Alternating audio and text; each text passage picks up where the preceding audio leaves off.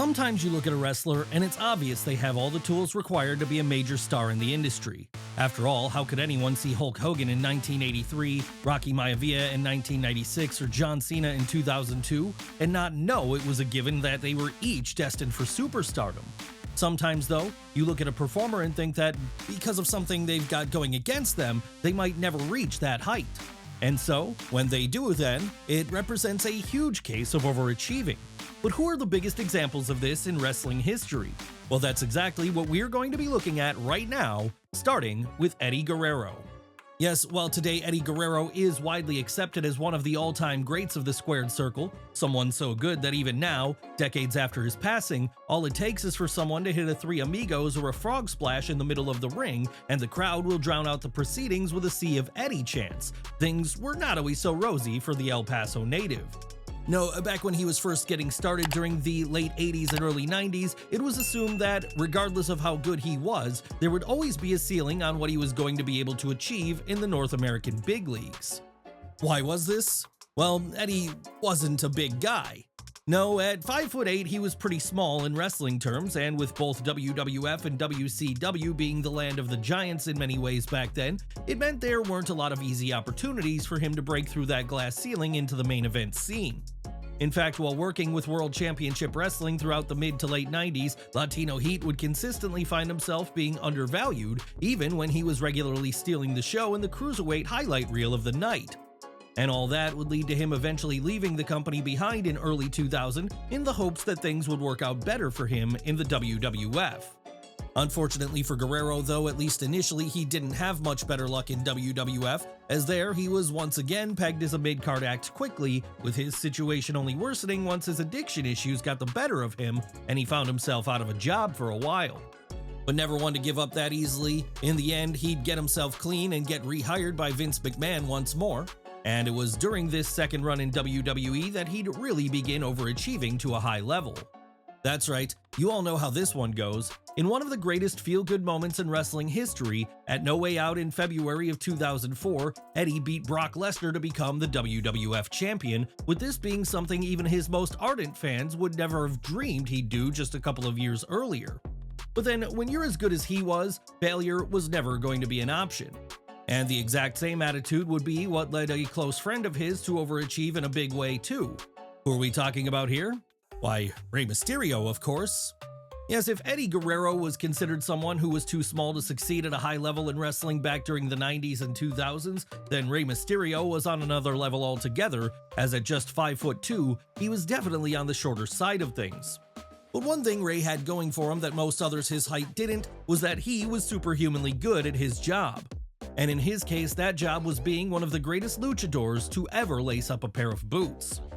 Still though, even with this level of talent, Rey found it hard to break out of the pack in WCW all throughout the 90s, as with neither Eric Bischoff or Vince Russo seeing much in him, he was never really pushed at that main event level.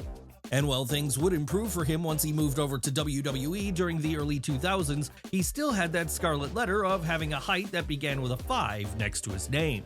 But so great was Rey, he'd be able to win WWE's booking team over and prove all his naysayers wrong when he earned his way to becoming world champion in 2006. And even years after this, fans would continue to get behind him in a big way, which eventually led to him winning the big one again in 2011 by briefly becoming WWE champion.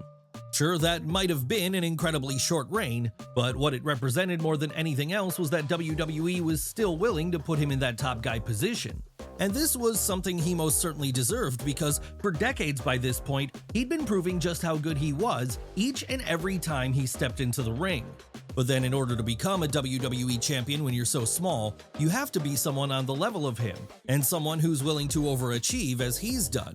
Of course, Rey Mysterio and Eddie Guerrero aren't the only smaller guys who overachieved big time throughout their careers though, because the same thing would happen time and time again with our next subject, Bryan Danielson. Now, there was never a point during Bryan Danielson's career when anyone was doubting his in-ring skill. No, as far back as his days in Ring of Honor, fans were aware that he was a great talent. What people did have doubts about, though, was whether or not he'd be able to make it in the big leagues, as with him being small by wrestling standards, it was feared he'd fail in WWE. Fortunately for him, though, he would prove his value and would soon become world champion on SmackDown. And after this, he would go from success to success, as it wasn't long before the Yes Movement began.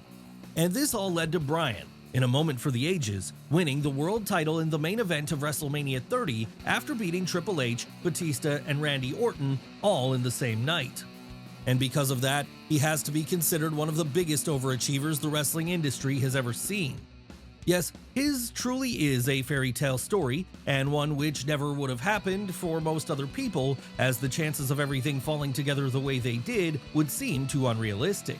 But then, as we've seen already, this kind of thing does happen from time to time in the wrestling industry. Hell, it's also happened to our next subject, a man who goes by the name of Jeff Jarrett. Yes, what the last Outlaw has been able to do during his run is beyond what anyone could have expected for him. Just think back to the fact that this is a man who, after becoming a star in both WWF and WCW during the Monday Night Wars, felt like his career had been nuked when the latter promotion went out of business and Vince McMahon publicly expressed his desire to never work with him again. Of course, if we know one thing about Jarrett though, it's that he simply cannot be stopped. And this determination to not only survive, but thrive would be what led to him forming TNA in 2002. A whole new company which, while it never was on the level of a WCW, did provide a place for many wrestlers to earn a living during the 2000s and beyond. And even that wasn't the end of Jeff Jarrett proving his doubters wrong by continuing to overachieve when his career should have been, by all accounts, over, because in the years after that, he'd not only form another new company in Global Force Wrestling, but he'd also find himself back in the WWE fold as a backstage producer and occasional on-screen presence. Yes, even with how badly things ended between him and Vince McMahon decades prior, Double J still managed to find a way back into the WWE. So this is where he remains today, right? Well, not quite, because he's since left there again and has joined AEW as a player coach. And it's during that run that he'd get over again in a major way, to the point that in the summer of 2024, he was one of the breakout babyface stars of the company. Yes, it's truly impressive how many times Jeff Jarrett has been able to reinvent himself and stay at the top of the wrestling world, even after many fans had long written him off. Maybe he learned how to overcome the odds from our next subject then, because he's the master of reinvention and making himself relevant well into his 50s.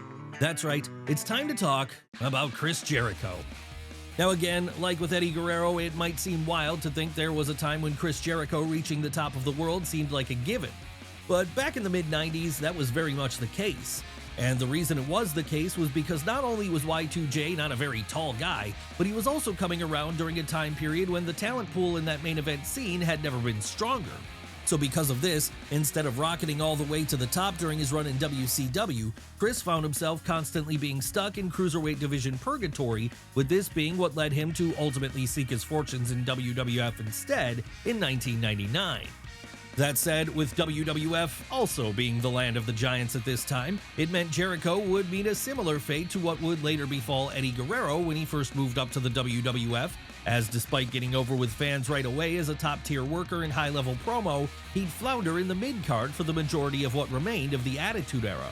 And even when he did get that big boost in late 2001 when he became the first ever undisputed champion, his title reign wouldn't be the best. But then 2007 came around. That was when the Winnipeg native decided to change things up in a big way when, following a sabbatical from the WWE, he'd return with an all-new character, one heavily inspired by both Nick Bockwinkel and Anton Chigurh from No Country for Old Men. And this soft-spoken, suit-wearing villain would prove to be such a revelation, it would finally get Jericho over with his boss Foley and see him be treated like a true top guy for the first time in his career.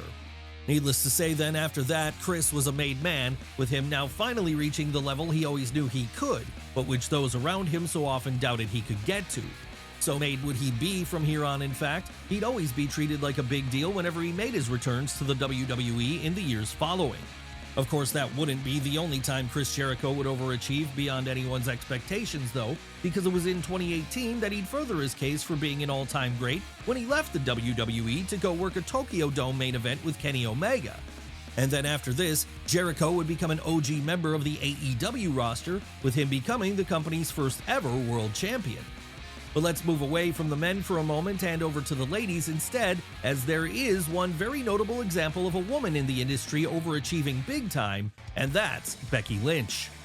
That's right, when the Four Horsewomen first hit the scene in WWE during the mid-2010s, the hierarchy seemed very clear in that Charlotte Flair was going to be the big star, Bayley was going to be the babyface fan favorite, Sasha Banks was going to be the workhorse, and Becky Lynch, well, she was going to be the odd woman out. And that's exactly the way things seemed to be playing out for a few years, as well every opportunity would be given to the other three women in the stable, the Irish woman always somehow seemed to get the short end of the stick for one reason or another. But then everything changed, and the reason things changed was because in mid-2018, Lynch caught fire in a way no one could have foreseen when she developed her Steve Austin-esque anti-hero, The Man. Yes, less than a year later, she'd have rocketed past Charlotte, Sasha, and Bayley in the rankings by becoming not only the biggest star in the WWE Women's division, but also the biggest star in all of wrestling. And that meteoric rise all culminated with her being the first woman to ever win a WrestleMania main event at WrestleMania 35 in April of 2019, an achievement no one would have thought was possible a year prior. Yes, there's a reason why Becky Lynch is looked upon today as such an overachiever, because more than just becoming a big star, she's become a full-blown pioneer. Hell, when the book is written on the wrestling industry one day, her name will be spoken in the same category as people like Mildred Burke and Chyna. And it's not like she's done yet either. No, Becky has continued to be at the top level of both the wrestling industry and others, with her now splitting her time between taking the odd movie and TV role, writing her autobiography, and seemingly returning to the ring once more any day now. But let's move away from the present now and back in time a little, as it's there, back in the late 90s, that we find our next subject, someone who would eventually go on to become a good friend of Becky's, someone who overachieved massively in his own way. Who are we talking about this time? Who else but Mick Foley? Of course, one look at Mick Foley should be enough to tell you why he's considered an overachiever in WWE, as this was clearly not the kind of guy the boss would have normally pushed to the moon back in the day. No, rather than the traditional Superman figure you usually saw on top in WWF, Mrs. Foley's baby boy was a far more average-looking guy. But hidden underneath all that just so happened to be one of the most talented performers of his generation. And it was this talent which made him shine brightly in spite of his apparent limitations. How brightly would Mick Foley shine? Well, immediately upon debuting with the WWF in 1996, he'd enter into a big-time program with The Undertaker, with this even leading to him scoring a win or two over the Dead Man, something which was not a common occurrence back during the 90s. Still though, for as big of a deal as this was, it was assumed this was very much the ceiling for Mick, and that after that Undertaker feud was over, he'd be phased back down the card. Except he wasn't. No, despite being initially portrayed as the sadistic monster of the week, something about the New Yorker's charming personality caught on with audiences and made them fall in love with him. And this eventually led to him not only turning babyface, but becoming one of the biggest babyfaces on the roster during the company's hottest streak ever. Yes, back during the late 90s, there were few people in WWF more beloved than the man alternatively known as Mankind, Dude Love, and Cactus Jack. And that all led to him achieving his greatest goal when, on the January 5th, 1999 episode of Raw, against all odds, he beat The Rock to become the WWF champion. Truly, this was a special moment. Hell, you could argue it's the greatest moment in Raw history even to this day. And part of the reason it was so great was because it was a moment no one in their right mind thought they would ever see. After all, Mick Foley was never supposed to reach this level, but he had now. Yes, no matter what happened from this point on, no one was ever going to be able to take away from him the fact that, at least for a little while, he'd been the champion of the world. Obviously then, this only served to get Mick even more over, so much so that whenever he periodically reappears today, he's always a welcome sight for fans. But he's not the only man of the people from the 90s who overachieved greatly that fans still look forward to seeing to this day. No, we can say the same thing about our next subject too, Diamond Dallas Page. That's right, Diamond Dallas Page. If there ever was a case of someone succeeding when by all rights he was never supposed to, then this was it. After all, we're talking about a man who didn't start properly training to be a wrestler until he was 35. At that point, most wrestlers have hit their peak already after years of having worked hard to get there. When it came to DDP though, this was the point he started, with this meaning no one expected him to ever get anywhere near the top of the card. No, it was fully believed that if Page went anywhere once he stopped being a manager and laced up his boots to wrestle instead, it would be purely in an undercard role, one which would give him a run which lasted a few years at best. Obviously, however, this was not in the plans of the New Jersey native. No, he had far bigger ambitions, and those ambitions were to go straight to the top. How would he be able to achieve that given the fact that all his peers had such a huge head start on him? Well, he'd just work twice as hard as them and use his charismatic personality to get over with fans in a huge way over a small amount of time. Yes, by the time the late 90s came around and WCW was in its great boom period, DDP had found himself becoming one of the top babyfaces on the roster against all the odds. And this would lead to him regularly being featured in main event programs, with him often standing in opposition to the NWO. Then there were the title wins. That's right, now in his 40s, he, by all accounts, should have been winding down his career. Instead, Diamond Dallas Page was reaching new heights by winning the WCW World title on 3 separate occasions between 1999 and 2000.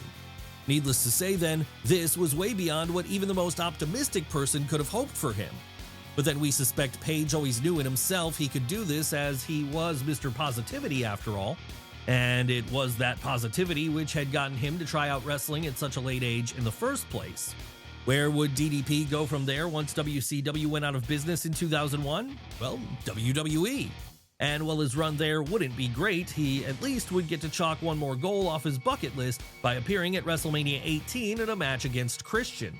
One person he never got to work with in WWE though, because he was already gone by the time he debuted, would be our next subject, another great overachiever who goes by the name of The Miz. Yes, The Miz was never someone who felt like he was destined to find success in WWE when he debuted there during the mid-2000s. And the reason for that was because Mike Mizanon's break into the industry would be through the world of reality television. That's right, after first gaining notoriety by appearing on MTV's The Real World, then having a short run in UPW Wrestling, The Miz would sign up to be a contestant on the 4th season of Tough Enough in 2004. And it was there that he would be introduced to audiences as a cocky young personality looking to get a kickstart with his career. The only problem with this, though, was that his methods of entering the industry riled up a lot of old-timers the wrong way. And so it was that when he eventually gained a WWE contract at the end of this show and found himself being shipped up to SmackDown in 2006, there weren't a lot of people in the locker room who had his back. And we mean that sincerely, as so bad were things for Mike at one point, he'd be forced out of the locker room and be made to get changed in the hallways instead. Really, at this point, you'd be forgiven for thinking his aspirations of being a WWE superstar were a lost cause and that it was only going to be a matter of time before he was cut from his contract. But against all odds, as time went on, The Miz would start to gain the trust of both management and his peers. And this eventually led to him being invited back into the locker room, all while he was getting more and more of a push on TV. Yes, The Miz would go on to become one world-class performer, someone who could be slotted into just about any role his boss wanted him to be slotted into, and this versatility all paid off for the Ohio native in the end because it was in November of 2010 that, against all odds, he'd do what no one ever saw him doing, and that's win the WWE title. And not only that, by the time WrestleMania 27 came around in April of 2011, The Miz would walk into his main event match with John Cena and would retain the gold. Yes, The Miz beat John Cena for the WWE title in the main event of WrestleMania. How many people can say that about themselves? Certainly not our next subject, though he was quite an overachiever himself in just about every other way. Of course, we're talking about JBL here. That's right, WWE management had initially believed that Bradshaw could be a star, with there being some early attempts to push him as a singles act. The only problem was that none of these pushes ever seemed to take with fans for one reason or another, with few people ever thinking he would reach the levels he ultimately did. And that all led us to a situation where, as 2004 was rolling around, rather than be the new Stan Hansen, Bradshaw looked like he was going to flop. All of that is to say that as far as fans could see at this point, the Sweetwater native's head was about to be on the chopping block. And that's exactly why it was so important his next gimmick succeeded. Would this gimmick of JBL, a southern good old boy stock market mogul in the vein of J.R. Ewing, work out for him? Yes, it would. And it would work out in a big way. Seriously, this was the moment that Layfield went from being a guy who maybe just didn't have it as a top-level act to a guy who all of a sudden was the focus of SmackDown for the better part of a year. And when we say focus, we mean it, because after beating Eddie Guerrero at June 27, 2004's The Great American Bash, he'd be able to call himself WWE Champion. Of course, lots of people have had token reigns with the top gold before, and it hasn't saved their careers in the long run, but this was not the case for JBL. No, he'd take his opportunity and run with it, with him spending the next 10 months in possession of that title as the top dog on the blue brand and the one everyone wanted to beat. Truly, as turnarounds go, this was one for the ages, and it was a turnaround that even his most ardent supporters behind the scenes must have been surprised about by the time it happened. After all, this was in many ways the last chance saloon for the Texan, so to see him overachieve so much and hit that opportunity out of the park, it must have felt good for everyone who was on his side. And it wouldn't be like the success ended for Bradshaw after he eventually dropped the belt to John Cena at WrestleMania 21 either. No, he'd continue to remain in a high spot on the card from that point onwards, as with his run on top, he'd proven that he deserved to be in such a spot at last. But then we guess the same thing could be said about everyone we've looked at today, because even when it felt like they weren't going to reach the highest highs, they did so purely through their own skill and persistence, with this making them all great overachievers.